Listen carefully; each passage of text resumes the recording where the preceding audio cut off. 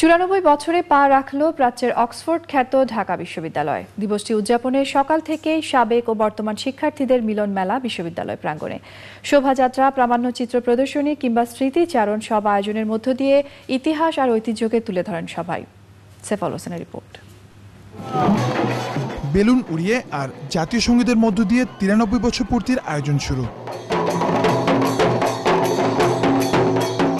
দেশের সর্বোচ্চ বিদ্যাপীঠ ঢাকা বিশ্ববিদ্যালয় ১৯২১ সালে ১২টি বিভাগ আর ৬০ জন শিক্ষক নিয়ে যার জন্ম, তা আজও সাক্ষী হয়ে আছে স্বাধীনতা আর সার্বভৌমত্ব অর্জনের বহু সংগ্রামের। আসলে ঢাকা বিশ্ববিদ্যালয় হচ্ছে পুরা বাংলাদেশের শিক্ষা ব্যবস্থা এটি প্রাণকেন্দ্র। যে অপরচুনিটিগুলো দরকার একটা স্টুডেন্টের বেড়ে ওঠার জন্য এবং বিকশিত হওয়ার জন্য, সেই অপরচুনিটি এখানে আছে।